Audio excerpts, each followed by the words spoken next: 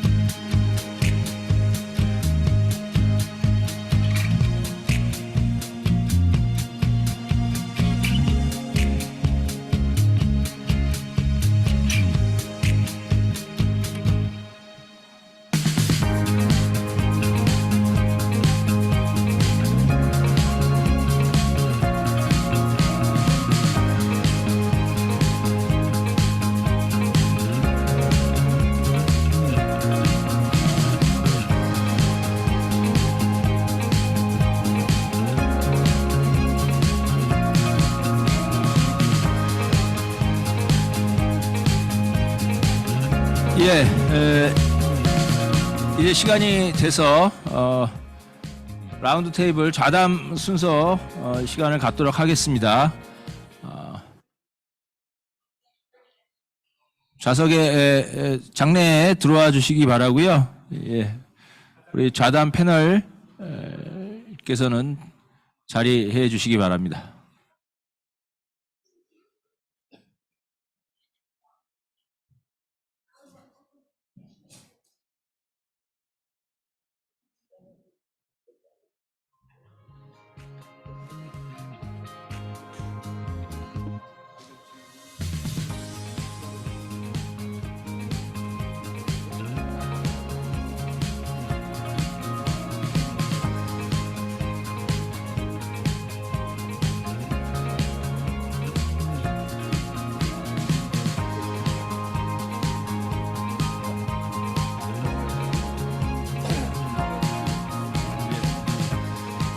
예, 이제 곧 시작하도록 하겠습니다.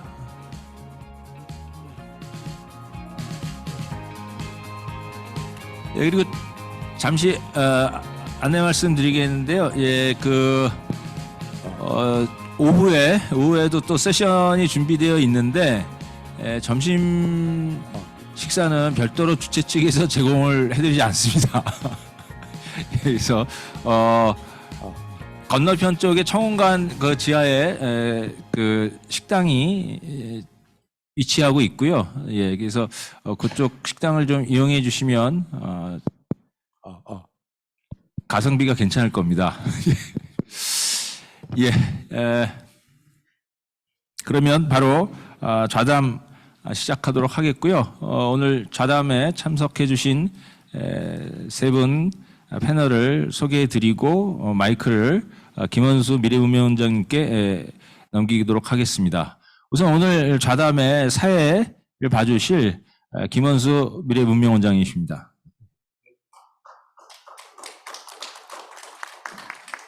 예, 그리고 또 두 분 패널은 앞서 키노 스피치를 해주신 권업영 부총장님 그리고 지나테스 교수님이십니다. 그럼 세 분의 좌담을 시작하도록 하겠습니다.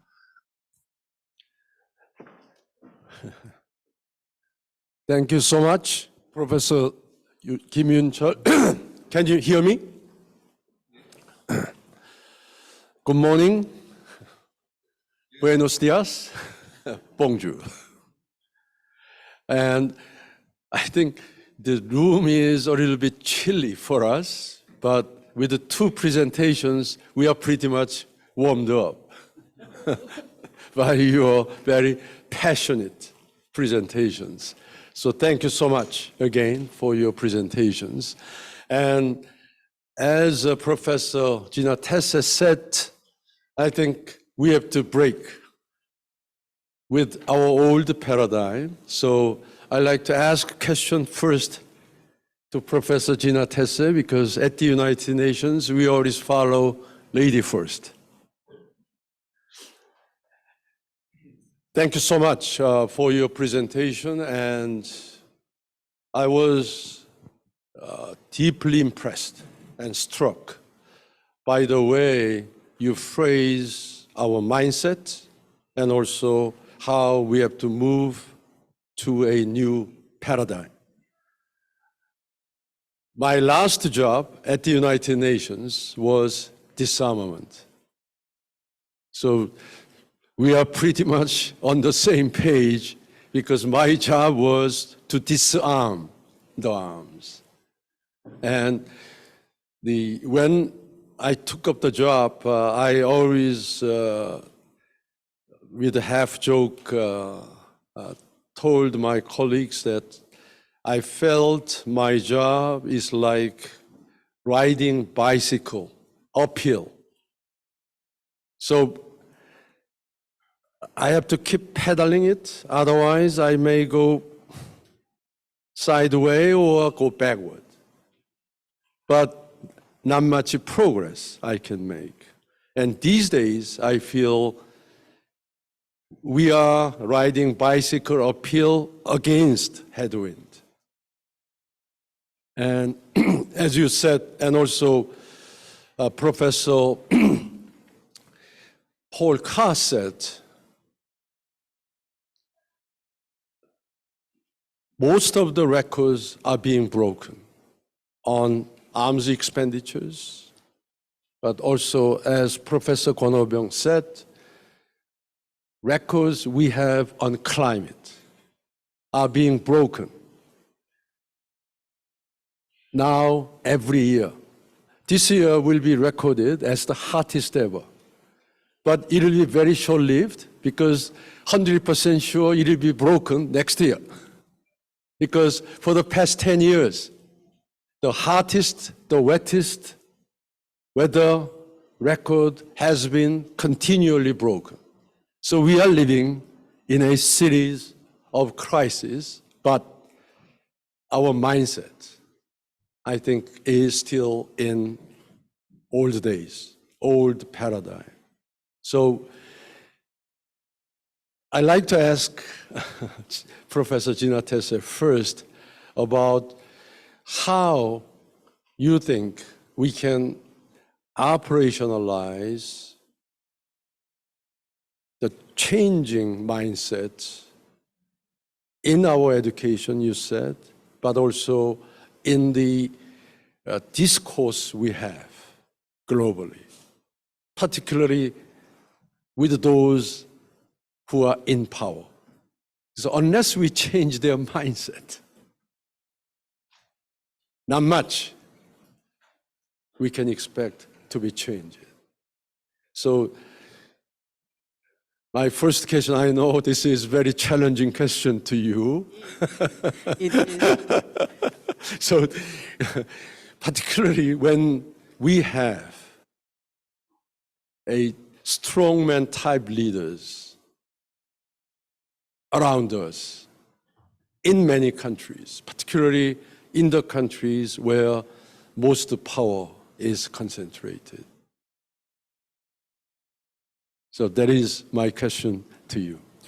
Thank you, Professor, for the question. Of course, it's a huge question. No? We would like to have an answer, a direct answer, precise and quick answer, say how to do this education. But of course, I think that the education we have had, it's a colonial education anyway. So we've been, in terms of peace, we've been miseducated. So now, not only we have to decolonize peace and deconstruct colonial wars, but in the same time, we have to decolonize education. It's not possible to pursue or to go further without that. But that's true. It's like Albert Camus, wrote. It's like a work of Sisyphe, no? And we do things. There are results. But of course, there is a bounce back every time because the paradigm of wars, the paradigm of colonization, this paradigm have been there, so it's systemic, have been there for so long. So we forgot that, as Walter Mignolo said, we forgot that it was an option. It was not supposed to be like that, absolutely. It was an option, and we chose it. Okay, so let's choose something else. But that being said, it's not so easy to do anyway. But I think that we should start with education. What about education? So far, education has been, there are two roots, two Latin words for education. One word is education coming from educare. Educare means that the human being is like a vase that you just fill it up with knowledge, and the vase is of course an object. So we have to shape the object, you know, to correspond, you know, to answer to the demand of the market, to the demand of the paradigm of wars and colonization and everything. But we could choose the other etymological root of education, which is another Latin word, educere. And educere, the human being is not a vase, it's not an object. The human being is a subject. It's a plant.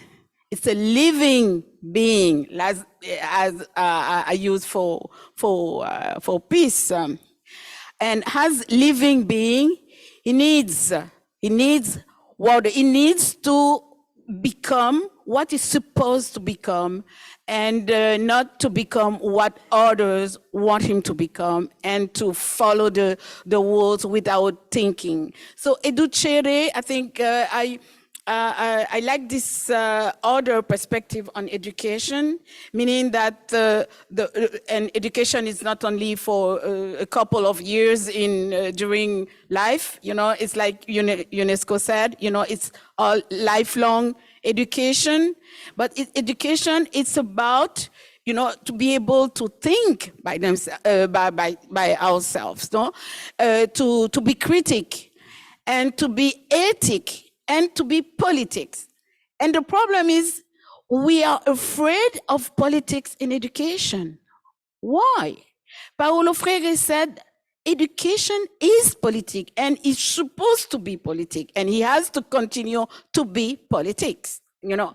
But we see politics as a partisan thing, so we don't want to do. But politics is about the Greek term polis. Polis, P-O-L-I-S, meaning the city. Meaning the city. So being politic in education is just taking care of our things, our business, the business in the city. So I think that education, as educators, we have to have courage in order to accept this role, but we are so scared, and we think that we're supposed to be neutral, but neutrality doesn't exist. We're supposed to be objective. Objectivity doesn't exist. It's intersubjectivity. We're supposed to be universal, so we don't care about the different context. So we have to reconsider a lot in education. So for us, it's a duty for us as educators. Yes. So the way we think of education must be changed. As you said, it must be based on the different mindsets and priorities. As you said, it should be nature-friendly, living with all other things on earth, but also community-based, because it has to be not only me or you, but also us. And we have to nurture respect for differences and diversity. But unfortunately, many of the current leaders in the world are profoundly lacking that sense, because in many places, politics are being polarized, increasingly see others not only as different, but also bad. So it'll be really challenging to change the paradigm of education for the long term. But that said, we have to go back to the basics. Unless we change the way we educate citizens, particularly future citizens, same breed of leaders without any proper sense of global citizenship will again come to power. So we have to prevent it. But global citizenship education is always a big challenge. And for that, now I'd like to go back to Professor Kwon-Ho-Byung's last conclusion, that we have to change the way to teach global citizenship to our next generation. So after hearing what Professor Gina Tess said, is there any point you want to maybe change in the current curriculum or our teaching methods or any epistemological or other tools we have? So any reflection on that point after hearing Professor Gina Tess's presentation? 네, 우리 아까 우리 지나테스 교수님의 그 발표가 굉장히 저한테도 굉장히 인상적이었었고, 또 그 piece based knowledge, 그리고 이것을 기반으로 해서 가르쳐야 된다라는 것을 굉장히 많은 인사이트를 얻었습니다. 두 가지 말씀드리고 싶은데, 하나는 이제 제 개인적인 경험이고, 또 하나는 제가 어떤 학무부총장으로서의 어떤 그 아이디어인데, 하나는 뭐냐면, 아까 얘기한 대로 지금 심지어는 우리가 교과서마저도 전쟁 중심적인 교과서이다. 동의를 하지 않습니까? 그러니까, 우리 많은 국가의 국정 교과서를 보게 되면, 거기에 분명히 어떤 그 외세와 싸워서 침략에 싸워서 이겼다. 또는 더 적극적인 개념으로 어디에 가서 영토를 넓혔다. 거기에 승리했다.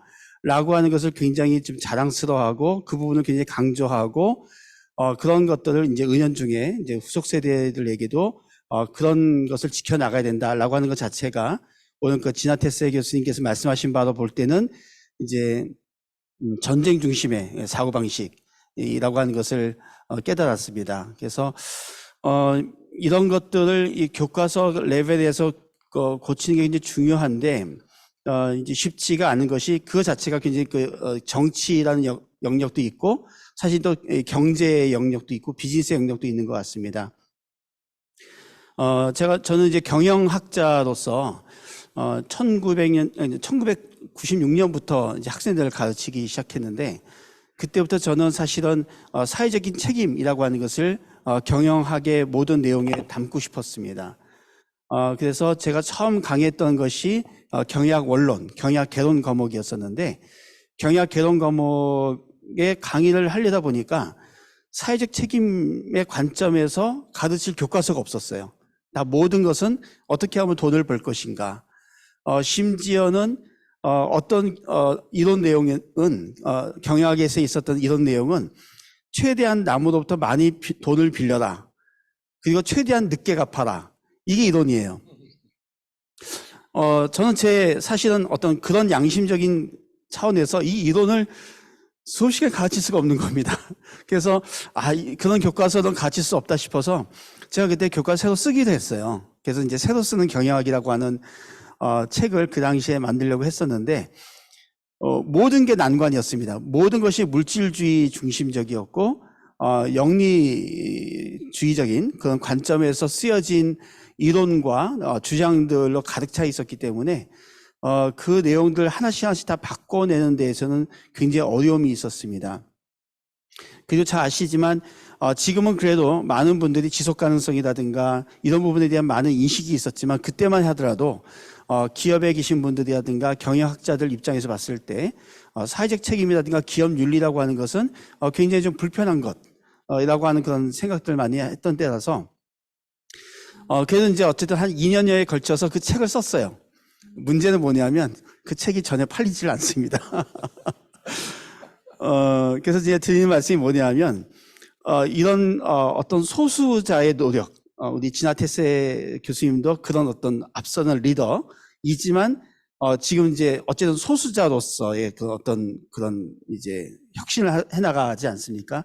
많은 또 우리 시민들이 따라가야 되지만 첫 단계에서는 상당히 많은 어려움이 있다. 그것이 이제 경제적인 어려움이 있을 수도 있고 또 문화적인 어려움, 주변으로부터의 어떤 인정, 더 심하게 볼 때는 정치적인 어떤 어려움, 이런 것들이 있을 때 이런 것들을 함께 보듬고 나갈 수 있는 그런 어떤 그룹, 그런 집단, 이런 것들을 키워내는 것이 중요하다는 것을 이제 첫 번째 좀 알게 되었고요. 두 번째 제가 받은 인사이트는 아까 제가 우리 지나 교수님께서 그 peace based knowledge, 그 평화 관점에서의 교육을 해야 된다고 해야 되는데 그걸 이제 근본적으로 그 일을 하려면 결국은 이게 아마 교육 인증과 연결돼야 될 것 같습니다.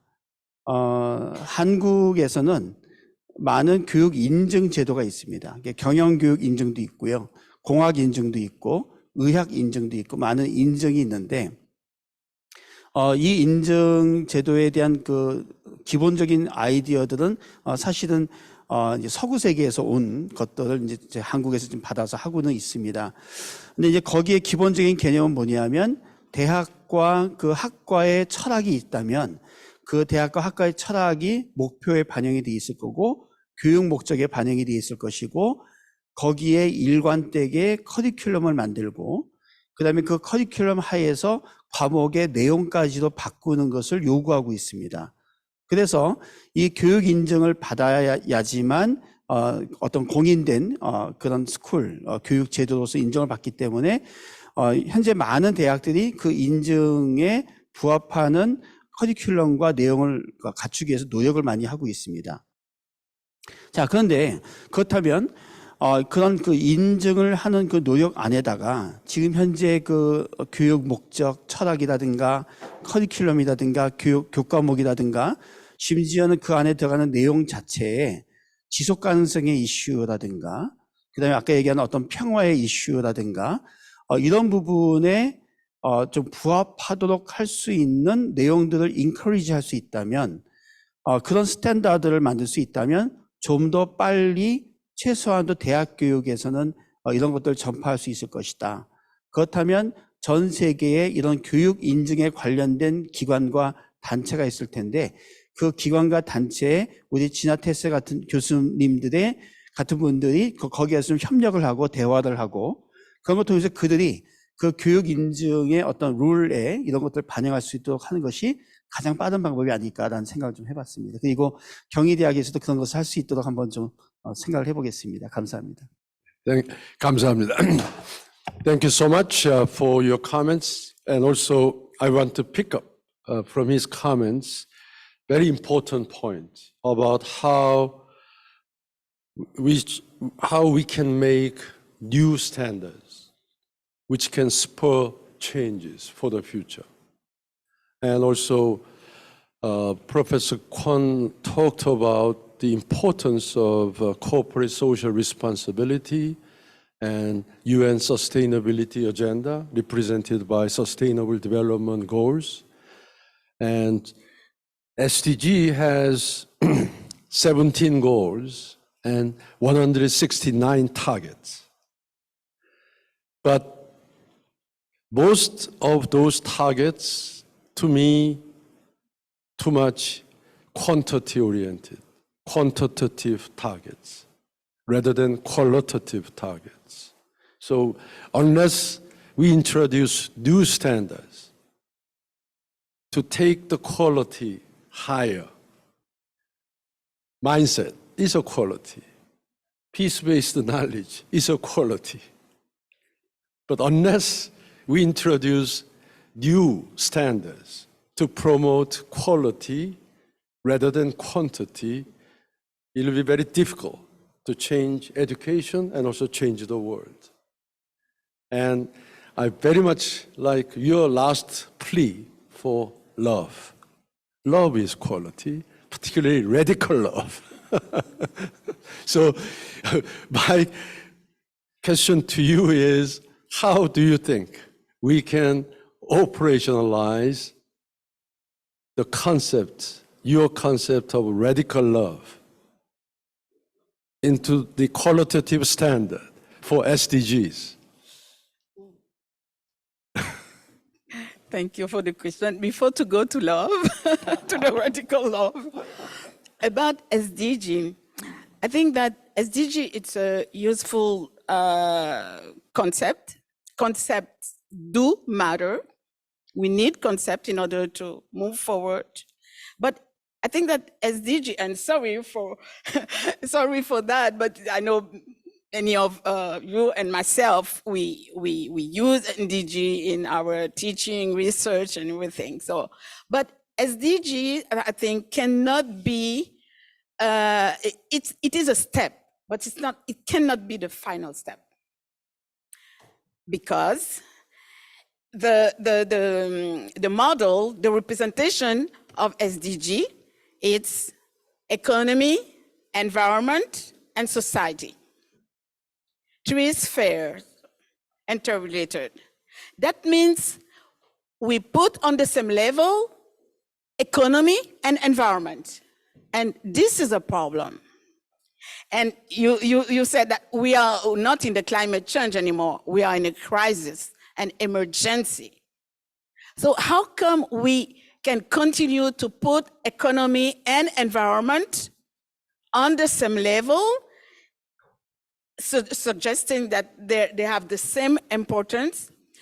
I think this is a problem with SDG. So for the moment, SDG is useful, but still we have to deconstruct SDG and see what what we need forward, in order to move forward, what we need to replace SDG, because SDG cannot be conduct us to step forward to face not the climate change, but the climate crisis, climate emergency.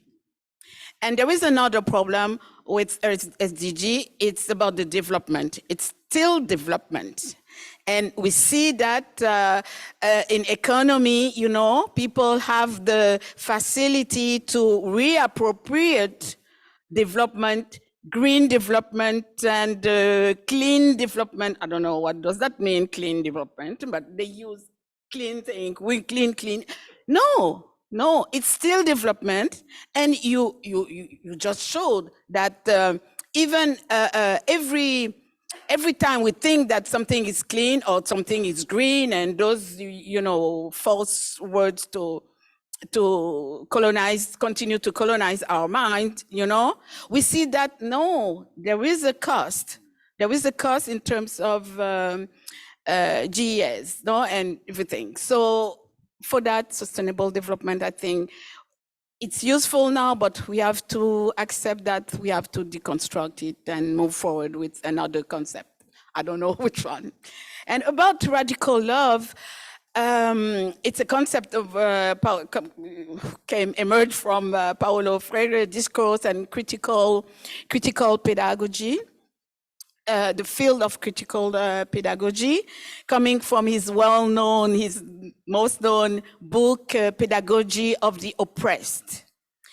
And Paulo Freire said that we have a dialectical work to do.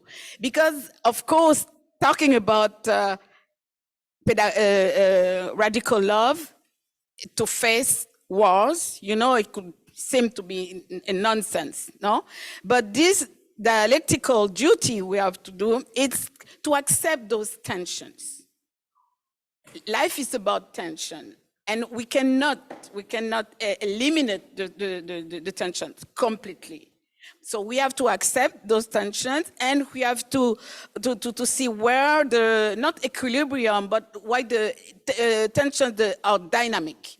So we have to how to play with them. So radical love, for Paulo Freire, pedagogy means radical love. We cannot educate, we cannot accompany the other one, learning together, teaching together, educate ourselves together.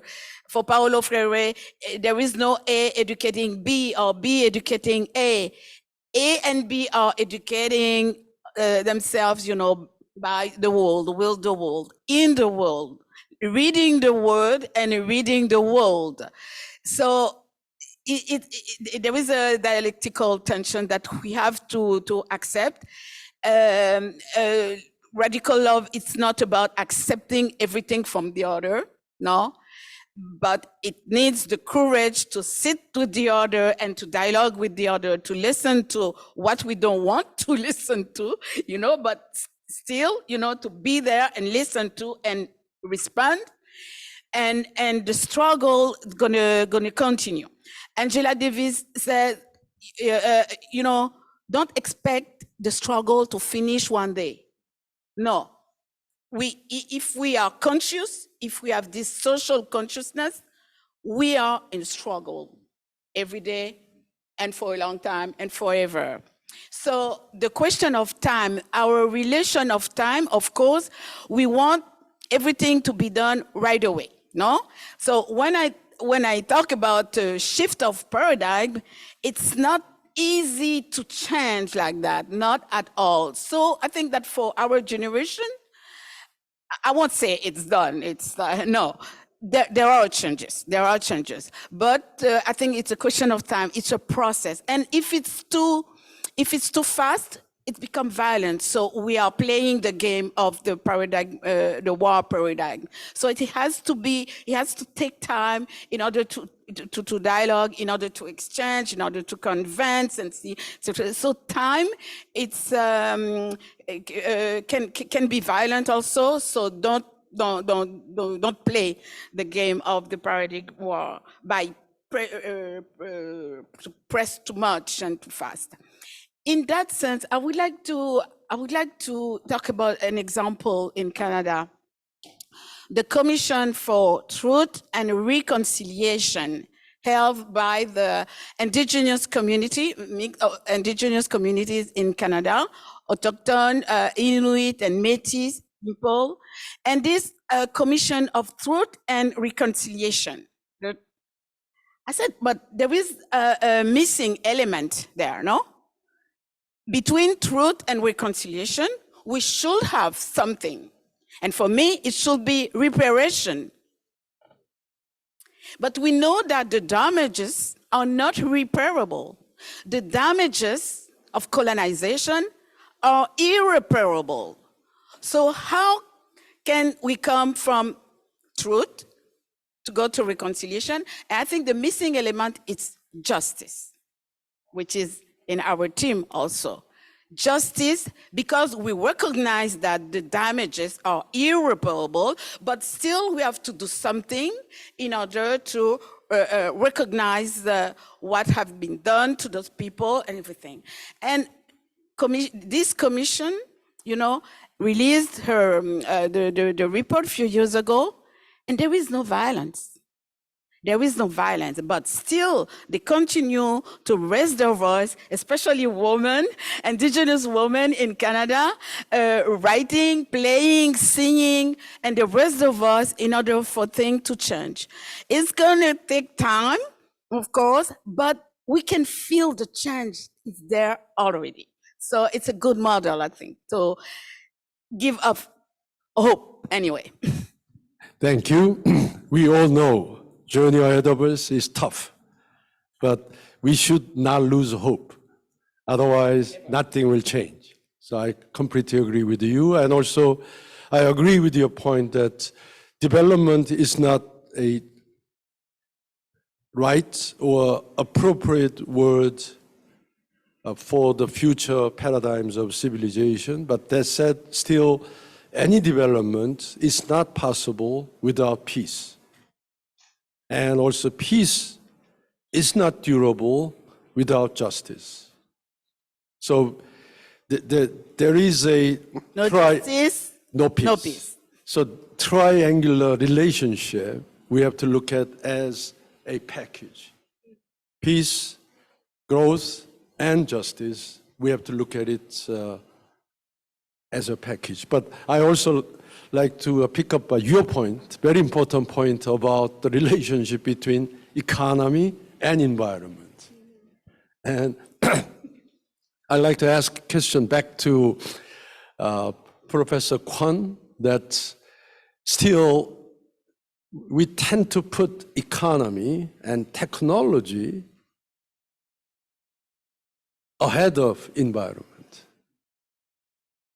That's why the damage to environment tends to be neglected when we see the potential of economic growth or technological advancement. As Professor Tina said, and also you said in your presentation, that something looks clean or green, but it's not really clean or green, because it also emits. For example, electricity vehicle. It's not clean because electricity is produced by burning coals. Half of electricity is being produced by burning coals. Hydrogen energy too. If hydrogen comes out of fossil fuel, then it is not really renewable energy. So a lot of greenwashing is being done in the name of technology or economic growth. So you said about technology as a solution, but also as a problem, double-edged sword. So how can we really put environment ahead of economy or technology? 굉장히 어려운 질문이고 굉장히 중요한 질문이십니다. 그러니까 이것도 하나의 제가 볼 때는 저도 뭐 꼭 그 말을 좋아하진 않지만 하나의 진화 과정인 것 같습니다. 그러니까 기술의 사회적 책임 또는 경제함의 사회적 책임이라고 하는 것도 제가 볼 때는 계속 변동하고 있는 것 같습니다. 그 변동에는 지구라고 하는 커다란 거시 환경의 변화 때문에 그런 것 같기도 합니다. 무슨 얘기냐면 불과 30년, 40년, 50년 전만 하더라도 그때 이미 글로벌 워밍이라든가 이런 이야기가 있었습니다. 하지만 대부분의 시민사회들은 그걸 느끼지 못했죠. 그때도 봄, 여름, 가을, 겨울은 있었고 그때도 북극곰은 잘 살았었고 약간의 온도 변화는 있어 보이긴 하지만 그 다음 연도가 되면 여전히 또 날씨는 선선해지고 하니까 온난화의 기운은 있어 보이나 잘 모르겠다. 이런 상황이기 때문에 그때 예를 들면 이산화탄소를 배출하는 하도하는 그 기술이라든가 대량 생산이라든가 이런 것에 대해서 크게 이제 문제의식을 가지지 않았던 것이죠. 그러나 이제 이게 시간이 지나면 지날수록 이게 소수의 과학자들의 그런 어떤 이야기가 아니다. 이제는 유엔 사무총장께서도 마저도 굉장히 단호한 어조로 이제 지구의 위기다라고 하는 것을 이야기하는 이런 상황. 이 지구의 거시적인 상황의 변화, 환경의 변화가 사람들의 의식의 변화를 가져오게 됐고, 의식의 변화는 기술을 하는 사람, 기술 혁신을 하는 사람들과 또한 경제를 하는 사람들의 생각의 변화를 지금 이끌어 가고 있는 것 같습니다. 물론 이런 것들까지 고민하면서 기술 혁신을 하고 또 doing business 하는 것은 굉장히 어려운, 왜냐하면 기술 혁신이라든가 doing business에 관련된 또 다른 팩터를 더 머릿속에 염두에 두고 해야 되기 때문에 전에는 3차 방정식인데 4차, 5차 방정식으로 그 일을 해야 되다 보니까 복잡해지기 때문에 본능적으로 그런 것들을 고려하지 않고 그 이전의 팩터만 가지고 하려고 하는 그런 시도가 있는 거죠.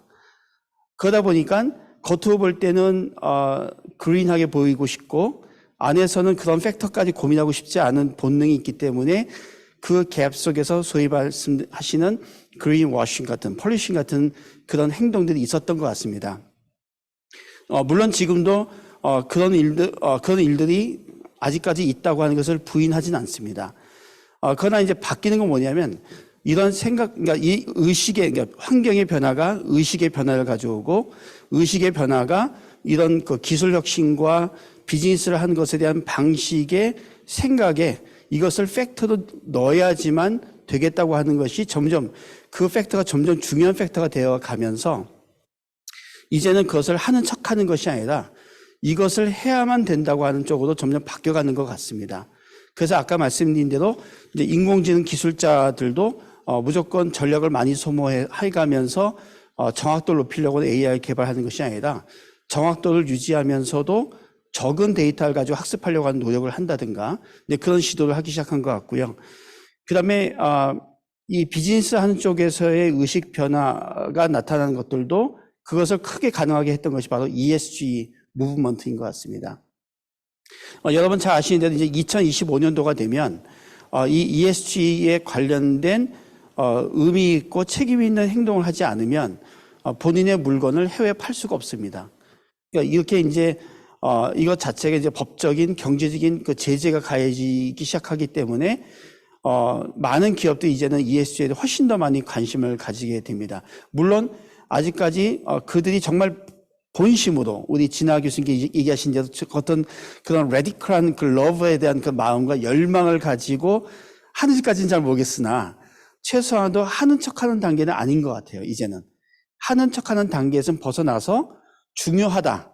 이제는 이런 혁신을 해야 된다는 것이 중요하다는 것까지는 왔고, 저는 그러나 이것이 끝은 아니다. 이제 좀 더 가면 그들이 스스로의 어떤 동기부여와 스스로의 세계관과 가치관을 가지고 이렇게 지속 가능한 지구를 만드는 것이 정말로 중요하다. 이것을 가지고 기술을 개발하고 이렇게 기업을 운영하는 것이 정말 중요하다고 하는 생각을 가진 자들로 이제는 경영자들과 기술 혁신하는 것이 있을 거라 생각하고, 다시 말씀을 드리지만 그런 사람들은 누구냐? 아마도 지금의 다음 세대들, 지금의 대학생들, 지금의 대학원생들이 이제 그런 일을 할 수 있는 경영자들과 기술자가 될 것이기 때문에 그러한 교육이 대학에서 있어야 되는 것이 다시 한번 중요하다는 것을 강조하고 싶습니다. 감사드립니다. Thank you so much. And I think both Professor Kwon and Professor Tesse are in agreement that something is changing, but it'll take time because education takes time, and also changing mindset also takes time. But then I want to challenge you again whether we'll have enough time left on climate crisis. Nature begins to strike us back, and all signs combined now indicating we will face worse and worse crisis. Flooding, drought, wildfires, melting of iceberg, not only in the Arctic, but also Antarctica. And all this combined may be accelerating. So in the face of the accelerating crisis, multiple crises on security, nuclear, and other challenges, but also climate fronts, the current pace of changing mindset, changing education will be sufficient?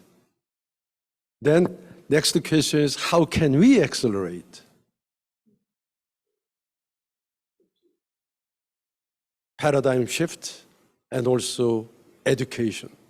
So how can we accelerate our paradigm shift? I know this is also a very challenging question to you. Anyway, thank you for the question. Of course, I cannot, not for the moment anyway, I cannot read in the future. I will maybe one day, but I cannot read in the future, so I cannot tell you that if it's too late or if we will have the time.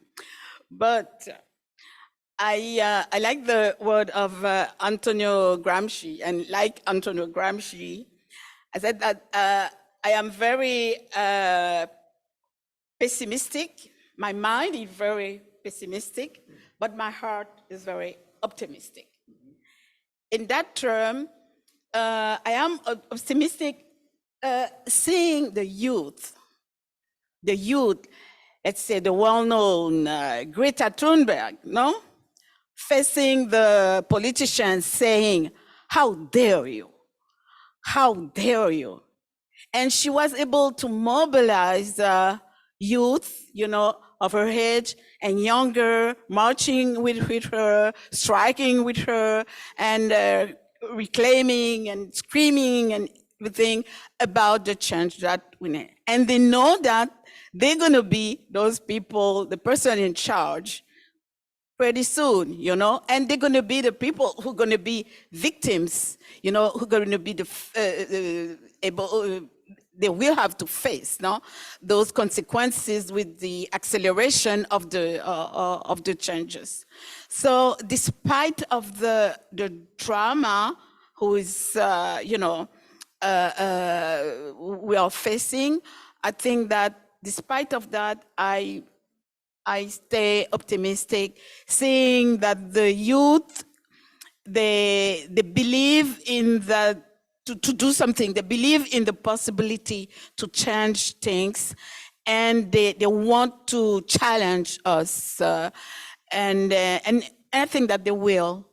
So for that, I keep my optimistic heart, intact with my pessimistic mind. Of course, we have so many Greta Thunberg, not only in Sweden but everywhere on the planet, and the youth they are there. Unfortunately, they face people like our generations. People doesn't want to change, but the change is coming. The change is coming anyway. I think because of them. Thank you. Again, I 100% agree with you that we have to be pessimistic in our analysis, but we have to be optimistic in our efforts. Unless we try, nothing will change. If we try, maybe percentage of success may be low, but still we have some percentage of difference. And Greta Thunberg said, you don't have to wait to have hope in order to act. Yes. Start acting, start doing things, and the hope is coming after. Thank with you. The action. Thank you so much for your plea. Maybe same question to Professor Kwon. How can we accelerate our mindset change, paradigm shift, and education?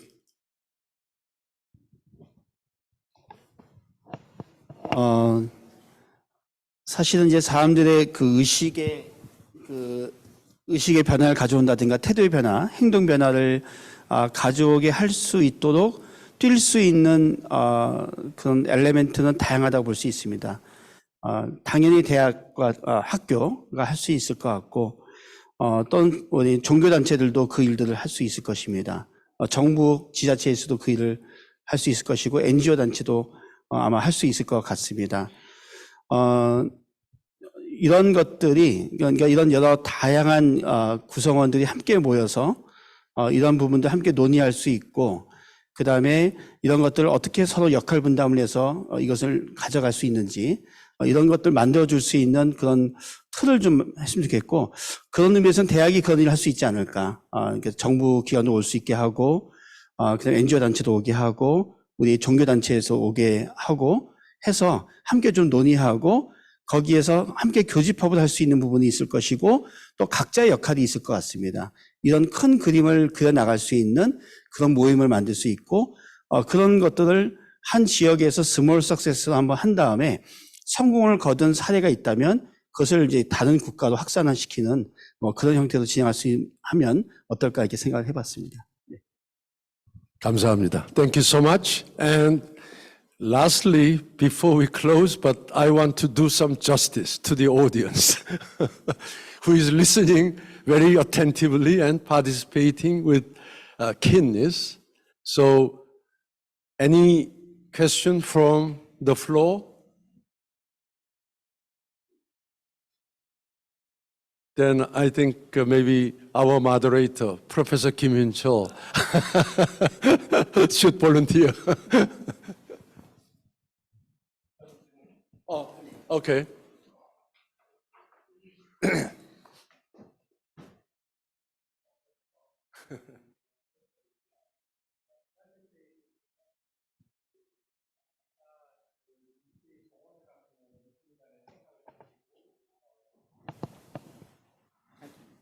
잘 들립니다. 예, 잘 들립니다. 잘 들립니다. 이라는 정원을 가꾸는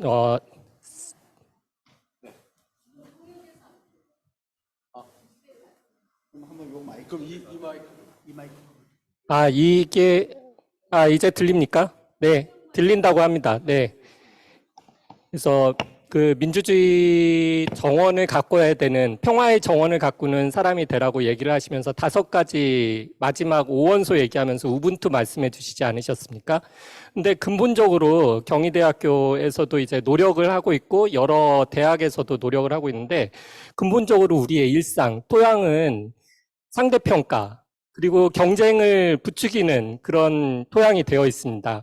그러면 혹시 그런 우분투를 전파하기 위해서 그 선생님이 추구하시는 학생들을 이렇게 그 고양시키는 그런 평화적인 방법, 그리고 대학에서 그런 평가나 이런 것들이 너무 그런 경쟁 위주나 그게 굉장히 경제적인 그 원리에 따라서 그렇게 하는 건데, 우분투 원리는 서로 어떤 문제를 공동으로 해결하자라는 그런 의미를 담고 있는 것 같은데, 그 괴리가 너무 커서 혹시 그런 토양을 바꾸기 위한 노력들이 뭐가 있을지 한번 이야기를 해주셨으면 좋겠습니다. Thank you so much for the question. I talked earlier about Paulo Freire describing the banking education. No? Banking education, it's about competition, of course. It's about, and competition is about like war in education. No? We have to be, we have to get marks better than the other one, more than the other one, and everything in order to. So the banking education, I think it's comparable to the paradigm of wars. The Ubuntu philosophy. First of all, talking about Ubuntu philosophy, it's a way to decolonize philosophy. Because philosophy is seen as something, Africa has, Hegel said that philosophy is not possible in Africa. No? Hegel. Okay. Why? Why? So philosophy is a colonized, like other disciplines, it's a colonized discipline. It's the mother of the discipline, colonized, and the other are colonized also. Ubuntu offers saying that I am because you are, the because you are, that put us together in a common humanity, a common destiny. And Ubuntu, it's all about the common, the community, solidarity, putting things together. There is for me, there is some for me, there is some for you, there is some for one, there is some for all, and everything. It's about, and it's possible to change education, to erase this competition mindset in order to educate, if A educate B and B educate A with the world, in the world, through the world, we don't have to be in competition. And this is also come from, I think, philosophical division, saying there is the reason, there is the emotion, there is nurture, there is culture. We've been educated in the way to divide person, to divine subject, to divine the human being. It doesn't have to be like that. It's an option. We made this option before, but we can change the option. So to decolonize education, it is about this. Let's try to see collaboration instead of competition. Some theories have shaped our mind, saying that for the existence of human being, it's about competition. So you have to oppress the other one in order to be able. You have to say voler. You have to. Now you have to stall. You have to stall, in order to be able to eat. You have to. No, in nature, of course, there is competition between species or intra-species. There is competition, of course. But we have other models in nature, no? Nature gave us models of collaboration. And I don't think that we will be here today if there was not collaboration in nature and in our own nature. So it's an option. So let's choose the other option. Education, collaboration in education, instead of this competition, which is banking education and which is miseducation. I don't know if that's fair. Thank you for the question. Yes, humanity has genes to prosper through collaboration. That's how sapiens has come to the current level of civilization. Professor Kwan, you have any last observation? Competition versus collaboration in education paradigm? 네, 좀 엉뚱한 말로 좀 말씀을 좀 드리고 싶습니다.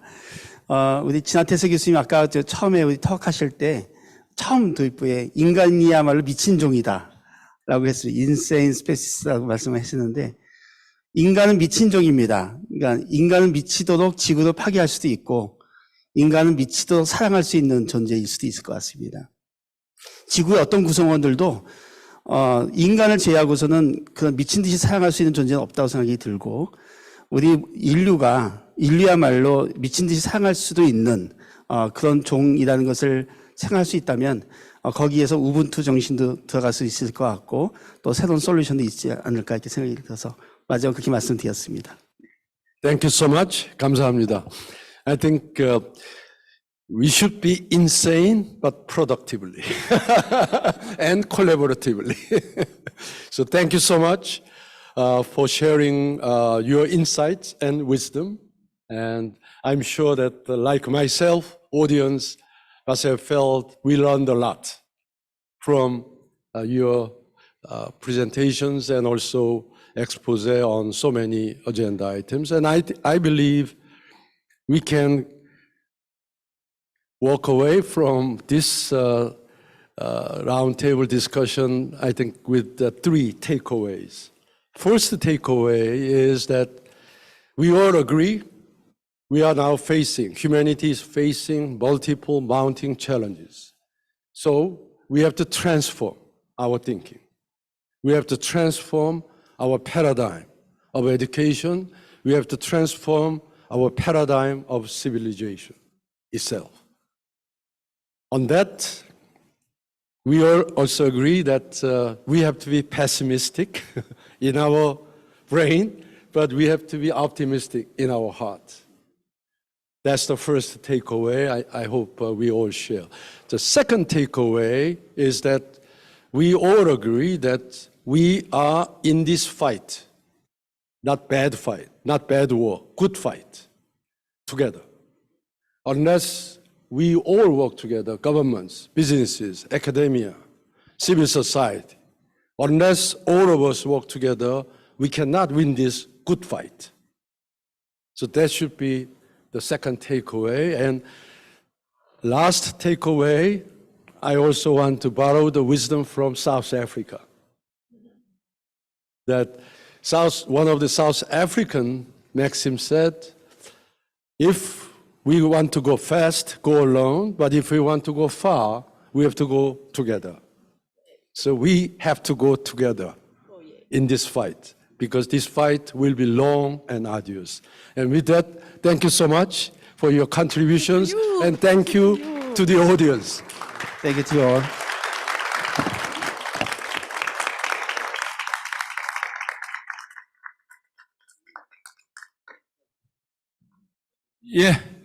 정말 감사합니다. 많은 느낌과 영감을 주는 그런 키노 스피치 또 좌담이었다고 생각이 듭니다. 그럼 이것으로써 오늘 오전 세션을 모두 마치는 걸로 하겠습니다. 감사합니다.